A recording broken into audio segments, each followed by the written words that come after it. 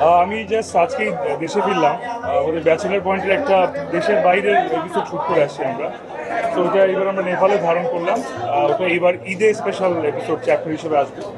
আশা করি সবাই দেখবেন, ভালো লাগবে। অসাধারণ, বিকজ আমি নিজেও মিউজিক করতাম এক সময়, অ্যান্ড এরকমই কিছু আশা করেছিলাম একটা ট্রেলার থেকে, যেটা আসলে রক স্টারকে রিপ্রেজেন্ট করবে।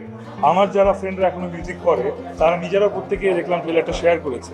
সো আছে না যে চরিত্রটা ধারণ করা হচ্ছে, সেটা সবাই বিশ্বাস করেছে। ইটস ভেরি ইম্পর্টেন্ট, অ্যান্ড ওনাকে নিয়ে আসলে বলার নতুন করে কিছু না। Is Assam. কপি বলেন, ইন্সপায়ারেশন বলেন, যেটাই বলেন না কেন,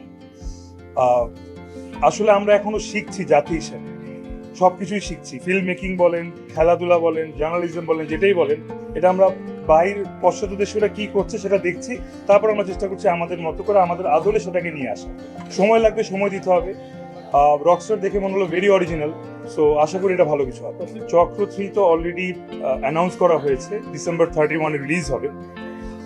মাত্র তো মে মাস, আসলে স্ক্রিপ্টিং এর কাজ চলছে। কোরবানিদের পরে আমরা আসলে শুটিং ফ্লোরে যাব। কোনোটার সঙ্গে কোনোটা কম্পেয়ার করা উচিত না। নাটকের জায়গায় সিনেমার জায়গায়। অনেক সিনেমা আছে হয়তো সেটা নাটকের চোখ কম মানের হতে পারে, আবার অনেক নাটক আছে অনেক সিনেমার চেয়ে ভালো মানের হতে পারে। সো কমপ্লিটলি আলাদা। সো নাটকে আমি চেষ্টা করি আমার লুকস, ক্যারেক্টার, স্টোরি একটু একটু আলাদা করতে। নিজেই একসময় একরকম কাজ করেছি, এখন চেষ্টা করছি ভিন্ন কিছু করার, যাতে মানুষ আসলে আমাকে আপনাদের মতো ভেরি সুন সিনেমা দেখে। চেষ্টা কোনো ত্রুটি রাখা যাবে, চেষ্টা সবসময় চালায় যেতে হবে। এবং এখানে কেউ জিতে গেছে বলে কোনদিন হয় না। এখানে কেউ আজকে জিতবে, কেউ কালকে জিতবে, কেউ পরশু জিতবে, এটাই ভাবেই, এটা নিয়ম এটাই।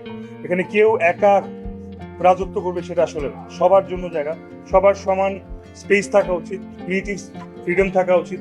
প্রতিটা কাজ ভালো হোক খারাপ হোক সেটা নিয়ে কথা বলা উচিত, অ্যান্ড হেরে গিয়েও যাতে বারবার ফিরে আসা যায়, এটা আসলে আমার সাথে।